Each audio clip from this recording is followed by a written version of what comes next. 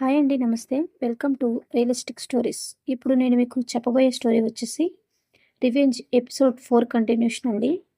ఈ స్టోరీస్ కనుక మీకు నచ్చినట్లయితే లైక్ చేయండి, షేర్ చేయండి, సబ్స్క్రైబ్ చేయండి. వీడియో ఎక్కడ స్కిప్ చేయకుండా పూర్తి వరకు చూడండి. స్టోరీ అనేది మీకు అర్థమవుతుంది. మీనా హరి మీద కోపంతో రగిలిపోతూ ఉంటుంది.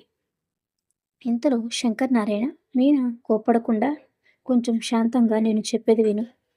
హరి నీ గురించి, నీ కుటుంబం గురించి ఆలోచించి ఈ నిర్ణయం తీసుకున్నాడు. అంజుకి ఏం చేస్తే న్యాయం జరుగుతుందో నువ్వు ఏమనుకుంటున్నావు చెప్పు అంటాడు.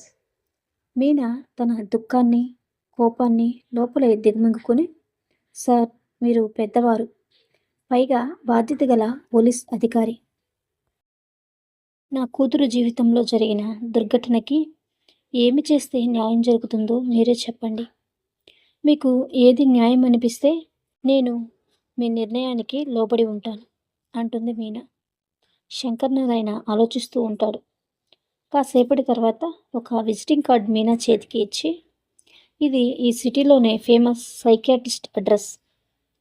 ముందు నువ్వు అంజుని తీసుకుని ఈ హాస్పిటల్కి వెళ్ళి డాక్టర్ భారతిని కలువు. నాకు కొంచెం సమయం ఇవ్వు, నేను ఆలోచించి ఒక నిర్ణయం తీసుకుంటాను అని చెప్తాడు శంకర్ నారాయణ. మీనా సరే సార్, మీ నిర్ణయం కోసం ఎదురు చూస్తూ ఉంటాను అని చెప్పి ఇంటికి బయలుదేరుతుంది. శంకర్ నారాయణ ఏ నిర్ణయం తీసుకోవాలో తెలియక ఆలోచిస్తూ ఉంటాడు. ఇంతలో హాస్పిటల్ నుండి కాల్ వస్తుంది. మీ అబ్బాయి ఆరోగ్యం కుదుటపడింది, మీరు వస్తే ఫార్మాలిటీస్ పూర్తి చేసుకుని మీ సిద్ధుని ఇంటికి తీసుకెళ్ళవచ్చు అని చెప్తారు.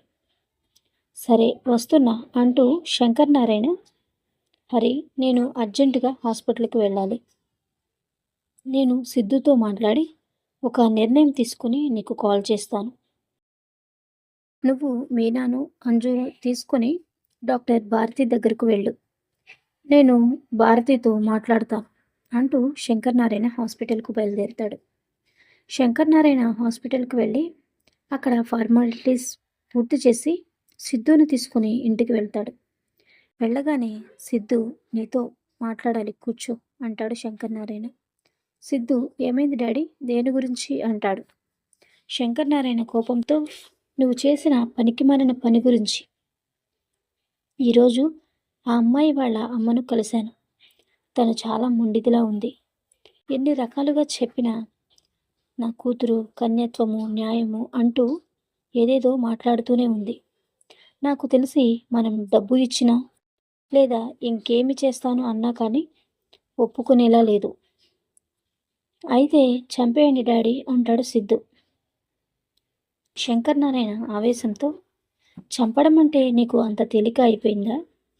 మన మీదకు రాకుండా జాగ్రత్తగా ఉండాలి. కానీ ఇప్పుడు ఉన్న పరిస్థితిలో వాళ్లకు ఏ చిన్న హాని జరిగినా మనమే చేశాము అంటారు. చంపేయడం ఈ సమస్యకు పరిష్కారం కాదు సిద్ధు. ఆవిడ ఆవేశంతో కేసు పెట్టిందంటే నీ భవిష్యత్తు నాశనం అయిపోతుంది. ఇవన్నీ ఆలోచించి నేను ఒక నిర్ణయం తీసుకున్నాను. నువ్వు ఆ అమ్మాయి అంజుని పెళ్లి చేసుకోవాలి అంటాడు శంకర్ నారాయణ. సిద్ధు కోపంతో, దాన్ని నేను పెళ్లి చేసుకోవాలా? అసలు మన స్టేటస్ ఏంటి, వాళ్ళ స్టేటస్ ఏంటి? మీరు ఏం మాట్లాడుతున్నారు? మీకు అర్థమవుతుందా డాడీ అంటాడు ఆవేశంగా. శంకర్ నారాయణ, సిద్ధు ఆవేశంతో కాకుండా నేను చెప్పేది పూర్తిగా విను. నువ్వు అమెరికా వెళ్ళి స్పెషలైజేషన్ చేయడానికి కనీసం 5 సంవత్సరాలు పడుతుంది. ఇప్పుడు ఈ మీనా కేసు పెట్టకుండా ఆపడానికి నాకు అంతకు మించి మార్గం కనిపించట్లేదు. వాళ్ళది మధ్యతరగతి కుటుంబం కాబట్టి పెళ్ళి అనగానే సంబరపడిపోయి నా కూతురికి ఒక పెద్ద ఇంటి కుటుంబానికి కోడలు అయ్యే అదృష్టం దొరికింది అని నోరు మెదపకుండా ఉంటారు. ఈ పరిస్థితిలో వాళ్ళ నోరు మూయించడానికి అదే మార్గం అంటాడు శంకర్ నారాయణ. వెంటనే సిద్ధు, మీరు ఏం చెప్పినా ఆ లేబర్ దాన్ని పెళ్లి చేసుకోవడం నాకు ఇష్టం లేదు డాడీ. నిన్ను పెళ్లి చేసుకోమని చెప్పలేదు, చేసుకుంటా అని చెప్పు చాలు. నీ దారిన నువ్వు అమెరికాకు వెళ్ళిపో. నువ్వు 5 సంవత్సరాలు నీ స్పెషలైజేషన్ పూర్తి చేసుకొని వచ్చేసరికి ఆ తల్లి కూతుర్ల సంగతి నేను చూసుకుంటాను. నువ్వు మళ్ళీ ఇండియా తిరిగి వచ్చేటప్పటికి అన్ని పరిస్థితులు చక్కబెడతాను అంటాడు శంకర్ నారాయణ. సరే డాడీ అంటాడు సిద్ధు నిరాశగా. రేపే నీ అమెరికా ప్రయాణం.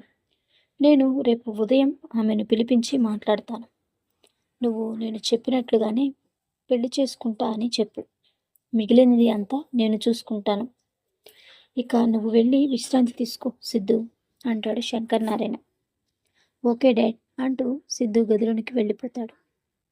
ఈలోపు వంటగదిలో నుండి శంకర్ నారాయణ భార్య శాంతి, ఏవండి కాఫీ తీసుకురమ్మంటారా అంటుంది. కొంచెం స్ట్రాంగ్గా తీసుకురా శాంతి అంటాడు శంకర్ నారాయణ. శాంతి కాఫీ తీసుకుని వచ్చి శంకర్ నారాయణకు ఇచ్చి పక్కనే నిలుచుని మెల్లగా, ఒక ఆడపిల్ల జీవితం కదండి, ఆడపిల్ల ఉసురు మన ఇంటికి మంచిది కాదు, ఒక్కసారి ఆలోచించండి అంటుంది. నీ కొడుకు చేసిన చెత్త పనికి బయటికి రాకుండా చేయాలంటే తప్పదు శాంతి అంటాడు శంకర్ నారాయణ. శాంతి, సరేనండి, కానీ ప్రాణాలు తీయకుండా ఏదైనా మార్గం ఉంటే ఆలోచించండి అంటుంది. ముందు సిద్ధుని అమెరికా వెళ్ళని, ఆ తరువాత వాళ్ళ సంగతి ఆలోచించవచ్చు అంటాడు శంకర్ నారాయణ. హరి అంజుని హాస్పిటల్కు తీసుకువెళ్ళడానికి మీనా వాళ్ళ ఇంటికి వెళ్తాడు. మీనా, త్వరగా రెడీ అవ్వండి, డాక్టర్ భారతి దగ్గర అపాయింట్మెంట్ తీసుకున్నారు శంకర్ నారాయణ గారు, త్వరగా వస్తే సమయానికి హాస్పిటల్కి చేరుకోవచ్చు అంటాడు హరి. మీనా ఏమీ మాట్లాడకుండా కూర్చుని ఉంటుంది. మీనా అలా మౌనంగా కూర్చుని ఉండడం చూసిన హరి, మీనా, ఎందుకు అలా ఉన్నావు? శంకర్ నారాయణ గారితో మాట్లాడిన తరువాత కూడా నీకు నమ్మకం కలగలేదా? అంజుకి న్యాయం జరుగుతుంది అనే ధైర్యం రాలేదా? శంకర్ నారాయణ గారు ఖచ్చితంగా మన అంజుకి న్యాయం చేస్తారు అనే నమ్మకం నాకుంది. ఇంకా నువ్వేమీ ఆలోచించకుండా పదండి హాస్పిటల్కు వెళ్దాం అని హరి, అంజు, మీనా ముగ్గురు కలిసి హాస్పిటల్కు బయలుదేరి వెళ్తారు. హాస్పిటల్కు వెళ్ళగానే డాక్టర్ దగ్గర వెళ్ళి కూర్చుంటారు. హరి, మేడం, మమ్మల్ని శంకర్ నారాయణ గారు పంపించారు. డాక్టర్ భారతి, శంకర్ నారాయణ గారు నాకు కాల్ చేసి అంతా చెప్పారు. మీ ఇద్దరు బయటకు వెళ్ళండి, అంజుతో నేను ఒంటరిగా మాట్లాడాలి అని వాళ్ళిద్దరినీ బయటకు పంపించేస్తుంది. మీనా, హరి హాస్పిటల్ బయట ఎదురు చూస్తూ ఉంటారు. కాసేపటి తర్వాత అంజు బయటకు వస్తుంది. డాక్టర్ మీనాను పిలిపించి, ఆ ఇన్సిడెంట్ వల్ల మీనా కొంచెం అంజులో తెలియని భయం, మైండ్లో డిస్టర్బెన్స్ మొదలైంది. కొన్ని రోజులు కౌన్సిలింగ్కు తీసుకొస్తే మళ్ళీ నార్మల్ అయిపోతుంది, ఇబ్బంది ఏమీ లేదు, రోజు కౌన్సిలింగ్కు తీసుకురండి అని చెప్తుంది భారతి. మీనా, సరే మేడం, ఇలా కౌన్సిలింగ్ ఇవ్వడం వల్ల మా అంజు మళ్ళీ మామూలు మనిషి అవుతుందా అని అడుగుతుంది మీనా. అవుతుంది, ఇంకేమీ ఇబ్బంది లేదు తనకి, కొంచెం కౌన్సిలింగ్ ఇస్తే సెట్ అయిపోతుంది అంటుంది భారతి. సరే మేడం అంటూ హాస్పిటల్ నుంచి ముగ్గురు బయలుదేరి ఇంటికి వెళ్తూ ఉంటారు. కుమార్ ఆఫీస్ పని మీద వెళుతూ ఉండగా ఆటోలో మీనా, అంజు, వాళ్ళ వెనకే బైక్లో హరి కనిపిస్తారు. కుమార్ అక్కడే ఉండి మీనాకు కాల్ చేస్తాడు. ఎక్కడున్నావు మీనా అని అడుగుతాడు. మీనా, ఇంట్లో ఉన్నామండి అని చెప్తుంది. కుమార్ ఏమీ మాట్లాడకుండా కాల్ కట్ చేసి ఆటో వెనకే ఫాలో అవుతూ ఇంటికి వెళ్తాడు. ఆటో ఇంటికి చేరుకోగానే హరి, నేను వెళ్తాను మీనా, అంజు జాగ్రత్త అంటూ బైక్ స్టార్ట్ చేసి వెళ్ళిపోతాడు. మీనా, అంజు ఇంటిలోనికి వెళ్తూ ఉంటారు. ఈలోపు కుమార్ వస్తాడు. కుమార్ వచ్చి కోపంగా, ఎందుకు మీనా అన్ని అబద్ధాలు చెప్తున్నావు? అసలు ఏం చేస్తున్నావు నువ్వు? ఎక్కడికి వెళ్ళి వస్తున్నావు? హరి ఎందుకు ఉన్నాడు నీతో? అడిగితే ఇంట్లో ఉన్నాను అని ఎందుకు చెప్పావు? ఏం జరుగుతుంది నా చుట్టూ అంటూ కోపంగా అరుస్తాడు. మీనా, అమ్మ అంజు, నువ్వు గదిలోనికి వెళ్ళి విశ్రాంతి తీసుకో అంటుంది. అంజు గదిలోనికి వెళ్ళిపోతుంది. మీరు కొంచెం శాంతంగా ఉండండి, నేను అంజుని హాస్పిటల్కు తీసుకువెళ్ళాను అంటుంది. మరి నాకెందుకు అబద్ధం చెప్పాలి? హరి ఎందుకు వచ్చాడు హాస్పిటల్‌కి? ఇప్పటికైనా ఏం జరిగిందో చెప్పు మీనా అంటూ మీనాను గద్దిస్తాడు హరి. అంజు తన గదిలోనికి వెళ్ళి కుమార్ మాట్లాడే మాటలు వింటూ ఉంటుంది. మీనా ఇంతవరకు వచ్చాక ఈయనకు జరిగినది అంతా చెప్పకపోతే ఇంకా పెద్ద సమస్య అవుతుంది. శంకర్ నారాయణ గారు తన నిర్ణయం చెప్తాను అన్నారు కదా! ఈయనకు జరిగినది అంతా చెప్పాలి అనుకుని మీరు ప్రశాంతంగా కూర్చోండి. నేను జరిగినది అంతా మీకు వివరంగా చెప్తాను అంటూ మీనా జరిగినది అంతా కుమార్‌కి చెప్తుంది. అంతా తెలుసుకున్న కుమార్ మీనాపై సీరియస్ అయ్యి, అంటే ఇంట్లో ఒక భర్త ఉన్నాడు. కనీసం తనకి చెప్పాలి అనే జ్ఞానం లేదా నీకు? నీ ఇష్టం వచ్చినట్లు చేసుకుంటూ వచ్చావు. నేను అంత పనికిరాని వాడిని అనుకుంటున్నావా? అని కోపంతో మీనాను చెంప మీద కొడతాడు. కుమార్‌ని ఎలా ఆపాలో తెలియక మీనా ఏడుస్తూ మౌనంగా ఉండిపోతుంది. కుమార్ మాటలు విన్న అంజు వేగంగా గదిలో నుంచి బయటకు వచ్చి, ఇంక చాలు ఆపండి నాన్న అని అరుస్తుంది. కుమార్ ఆశ్చర్యంతో మౌనంగా ఉండిపోతాడు. మీకు అమ్మపై చేయి చేసుకునే హక్కు లేదు. నా చిన్నప్పటి నుంచి ఎప్పుడైనా మా పట్ల బాధ్యతగా ప్రవర్తించారా? మమ్మల్ని కనీసం ఎప్పుడైనా పట్టించుకున్నారా? అవన్నీ చేయనప్పుడు మీకు కొట్టే హక్కు కూడా మీకు ఉండదు. అమ్మ ఒక్కటే షాప్ చూసుకుని మళ్ళీ నాకు ట్యూషన్స్ అని, కరాటీ కోచింగ్ అని, నన్ను డ్రాప్ చేయడం, పికప్ చేసుకోవడం అన్నీ ఒక్కటే చూసుకునేది. ఒక్కరోజైనా నా కూతురు ఇంకా ఇంటికి రాలేదు అని బాధ్యతగా వచ్చావా నాన్న? ఆడపిల్లకు చిన్నప్పటి నుంచి నాన్న ఇచ్చే ధైర్యం ఇంకా ఎవరూ ఇవ్వలేరు నాన్న. కానీ అది లేకుండానే పెరిగాను నేను ఇప్పటి వరకు కూడా. ఎప్పుడు నీ గురించి ఆలోచిస్తావు? ఎప్పుడైనా నా గురించి, అమ్మ గురించి ఆలోచించావా? ఎప్పుడు ఎప్పుడో ఏదో జరిగింది అని ఎప్పటి వరకు ఉంటావు ఇలా బాధ్యత లేకుండా అంటుంది అంజు. అంజు మాటలకు మీనా నిర్ఘాంతపోతుంది. అంజు, మీ నాన్నను ఏమీ అనకు అంటుంది. ఇలా నువ్వు అనకుండా ఉండబట్టే ఈయన ఇలా ఉన్నారు. నువ్వు ఎప్పుడో ప్రశ్నించి ఉంటే పరిస్థితి ఇంతవరకు వచ్చేది కాదు అమ్మా. ఇప్పుడు కూడా నాన్నకు నాకు ఇలా జరిగింది అనే బాధ కంటే నువ్వు తనకు చెప్పలేదు అనే బాధే ఎక్కువ ఉంది. కుమార్ అంజు అడిగిన ప్రశ్నలకు తన దగ్గర సమాధానం లేక మౌనముగా గదిలోనికి వెళ్ళిపోతాడు. అంజు కూడా కోపంతో గదిలోనికి వెళ్ళిపోతుంది. మీనా ఆలోచిస్తూ ఒక్కటే కూర్చుని ఉంటుంది.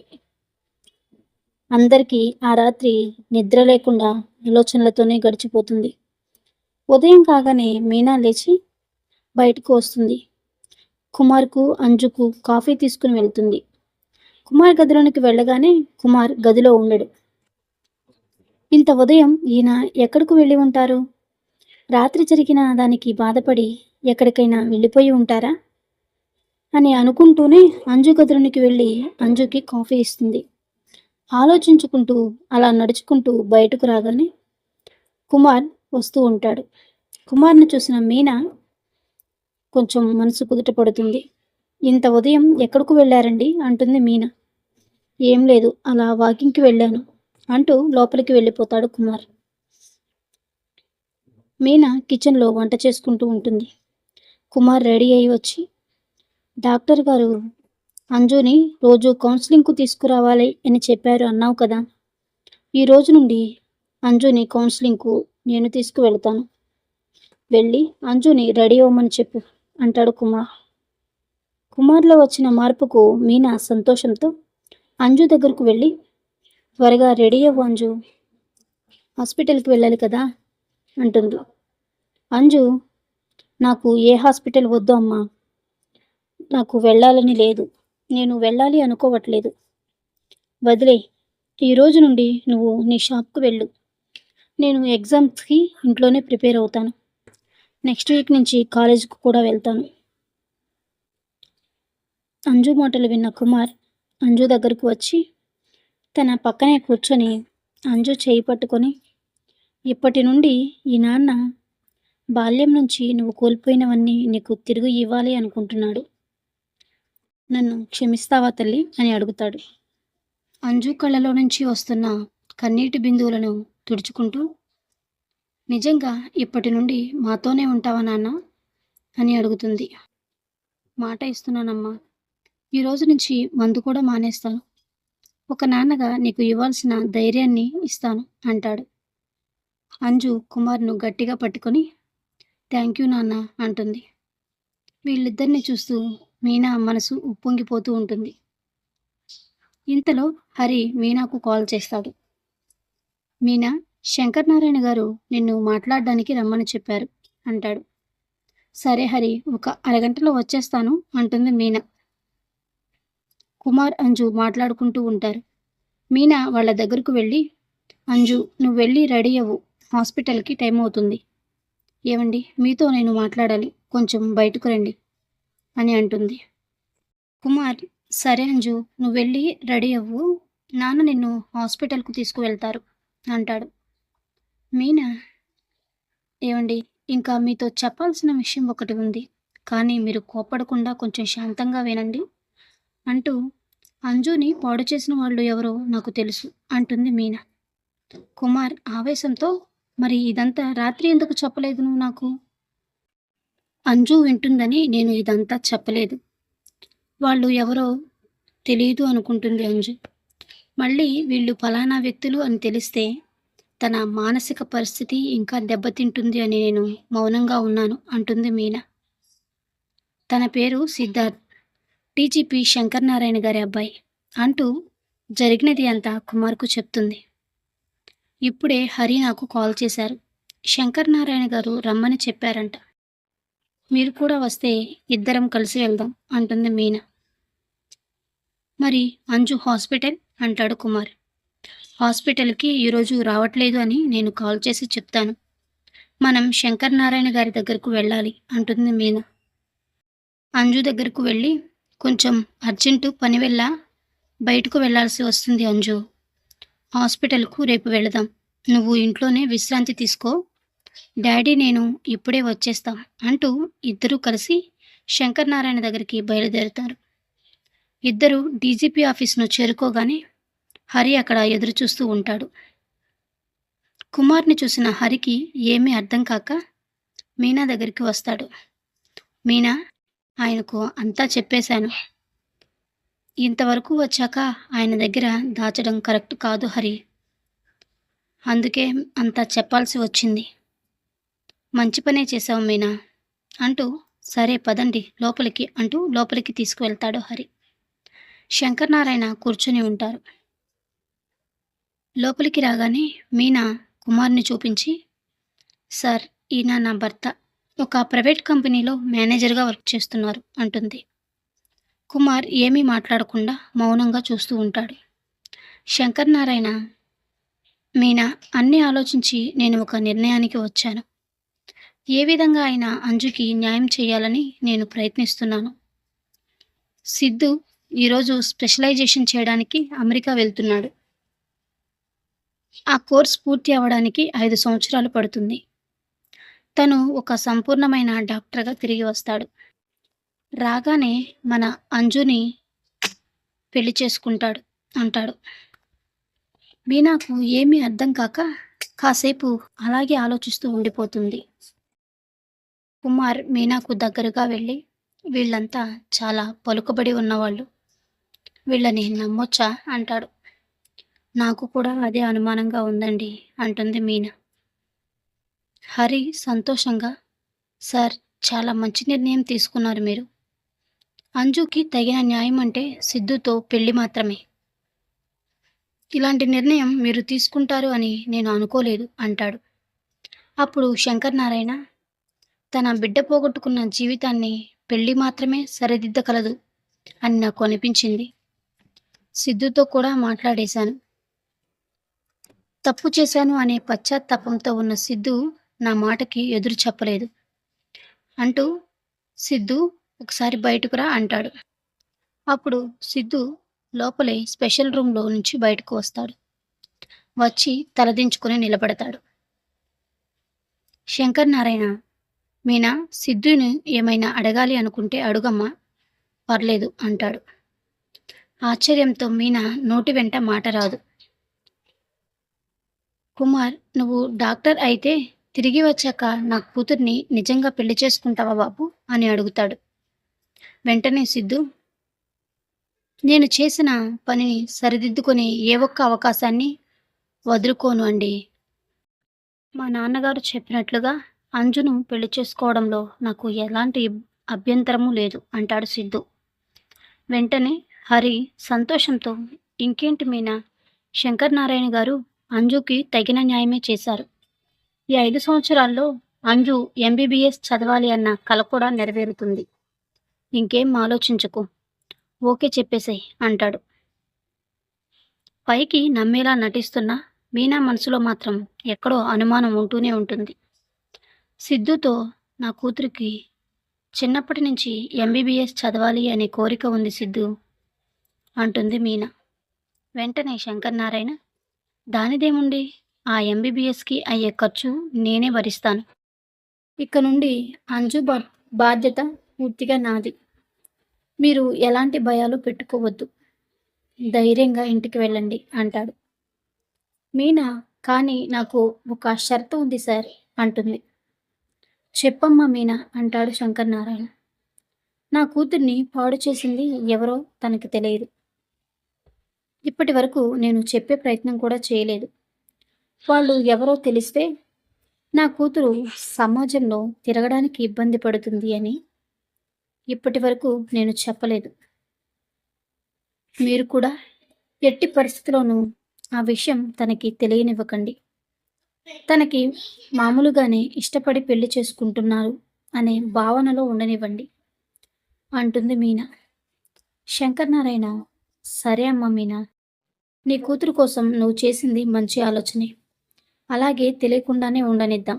ఆ విషయంలో మాకేమో అభ్యంతరం లేదు. సరే సిద్ధు, నీకు ఫ్లైట్కి టైం అవుతుంది. ఇంటికి వెళ్ళి లగేజ్ ప్యాక్ చేసుకుని అమ్మ నువ్వు ఎయిర్పోర్ట్కి వచ్చి నాకు కాల్ చేయండి.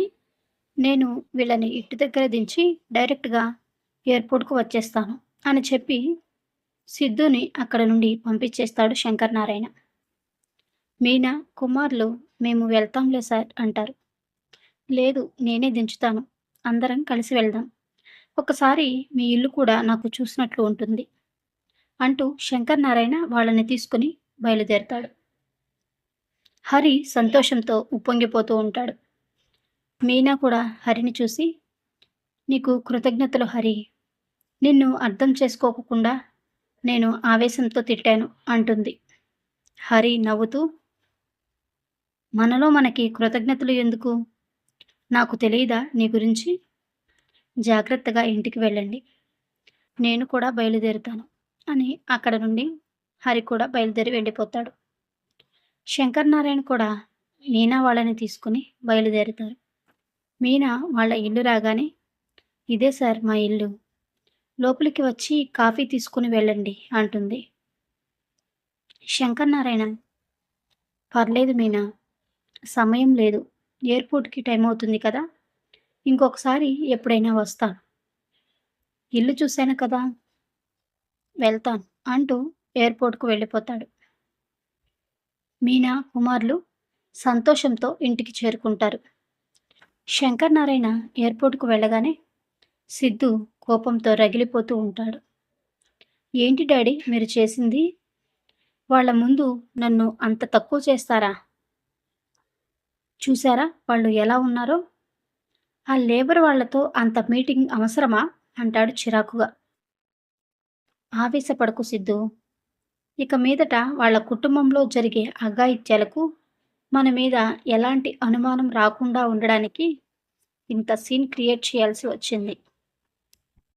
నువ్వు హ్యాపీగా అమెరికా వెళ్ళి ఎంజాయ్ చేయి నాన్న, నేను చూసుకుంటాను, ఓకేనా, జాగ్రత్త, ఫ్లైట్కి టైం అవుతుంది, వెళ్ళు అంటాడు శంకర్ నారాయణ. సిద్ధు, సరే డాడ్, బాయ్ మా అంటూ లోపలికి వెళ్ళిపోతాడు. శంకర్ నారాయణ, శాంతి పద వెళ్దాం అంటూ ఇంటికి బయలుదేరుతారు. ఇంటికి వస్తూ ఉండగా శాంతి ఎయిర్పోర్ట్లో సిద్ధు జరిగినది అంతా చెప్పాడు. వాళ్ళు నమ్మడం కోసం నా కొడుకుని మరీ వాళ్ళ ముందు చేతులు కట్టుకొని నిలబడేలా చేయాలా? లేబర్ వాళ్ళే కదా! ఎందుకు మీరు వాళ్ళ విషయంలో ఎక్కువ పాజిటివ్‌గా తీసుకుంటున్నారు? ఏదైనా చిన్న షాక్ ట్రీట్మెంట్ ఇస్తే సిటీనే వదిలి వెళ్ళిపోతారు. దానికి అంత సీన్ చేయడం అవసరమా? అంటుంది శాంతి. నువ్వు కూడా ఏంటి శాంతి? వాడికంటే తెలీదు. నువ్వు కూడా వాడిలాగా అర్థం చేసుకోకుండా మాట్లాడుతున్నావు. నేను డీజీపీని. కారణం లేకుండా ఏ పని చేయను. ఎక్కువ ఆలోచించకుండా ఇల్లు వచ్చింది, నువ్వు ఇంట్లోకి వెళ్ళు. నాకు ఆఫీస్‌లో చిన్న పని ఉంది అంటూ వెళ్ళిపోతాడు శంకర్ నారాయణ. మీనా, కుమార్లు తన కూతురికి మంచి జీవితం రాబోతుంది అనే భ్రమలో ఉంటారు. మీనా కుమార్ ఒడిలో పడుకుని, ఒక చెడు తర్వాత మంచి జరుగుతుంది అని అంటారు కదా! అది ఇదేనేమోనండి. నేను తప్పుగా అర్థం చేసుకున్నాను. శంకర్ నారాయణ గారు చాలా మంచివారులా ఉన్నారు. ఇప్పుడు అంజు జీవితం గురించి నాకు ఎలాంటి భయమూ లేదు. మీరు కూడా మారిపోయారు. ఇంకేం కావాలి ఈ జీవితానికి? అంటూ కళ్ళలో నీరు పెట్టుకుంటుంది మీనా. ఇంతలో కుమార్, అన్నీ సర్దుకున్నాయి కదా! ఇంకెందుకు ఏడుస్తున్నావు? అంటాడు. ఇది ఏడుపు కాదండి. ఆనందం తట్టుకోలేక నా కళ్ళలో నుండి ఆనంద బాష్పాలు వచ్చేస్తున్నాయి. కుమార్, ఇప్పటి వరకు ఇంటి బాధ్యతలు నెత్తి మీద వేసుకొని చాలా అలసిపోయావు మీనా. ఇక నుండి నువ్వు విశ్రాంతి తీసుకో. అన్నీ నేను చూసుకుంటాను అంటూ ఉండగా అంజు వస్తుంది. ఏంటి మమ్మీ, చాలా సంతోషంగా, ఎమోషనల్‌గా ఉన్నట్టున్నావు. ఏమైంది? అంటుంది. నువ్వు సంతోషంగా ఉంటే అంతకంటే ఏం కావాలి అంజు మాకు? నీ కౌన్సిలింగ్ కూడా పూర్తి అయ్యి నువ్వు ఇంకా ధైర్యంగా మారితే ఇక నుండి మన కుటుంబంలో అన్ని సంతోషాలు మాత్రమే. నాకు చాలా సంతోషంగా ఉంది. ఈ కాలం ముందుకు వెళ్ళకుండా ఇక్కడే ఆగిపోతే బావుండు. ఇలాగే సంతోషంగా ఉండొచ్చు అంటుంది మీనా. శంకర్ నారాయణ ఆఫీస్‌కు వెళ్ళి, సిద్ధు అమెరికా వెళ్ళాడు. నాకున్న టెన్షన్ కొంచెం తగ్గింది. ఇక ఆ తల్లి కూతురు పని చూడాలి. ఎలాగైనా వాళ్ళిద్దరి అడ్డు తొలగించుకోవాలి. ఆ కుటుంబానికి మనశ్శాంతి లేకుండా చేస్తాను. ఆ కుటుంబంలో ఇక నుండి జరిగే పరిణామాలకు ఎందుకు జరుగుతున్నాయో తెలియక ఆ తల్లి కూతురు కుమిలి కుమిలి ఏడ్చేలా చేయాలి అనుకుంటూ ఉంటాడు. మిగిలిన భాగం తర్వాతి ఎపిసోడ్‌లో తెలుసుకుందామండి. శంకర్ నారాయణ మీనా కుటుంబాన్ని ఏం చేయబోతున్నాడు? మీనా శంకర్ నారాయణ నిజ స్వరూపాన్ని తెలుసుకోగలదా? ఈ వీడియో గనుక మీకు నచ్చినట్లయితే ప్లీజ్ లైక్ చేయండి, షేర్ చేయండి, సబ్స్క్రైబ్ చేయండి.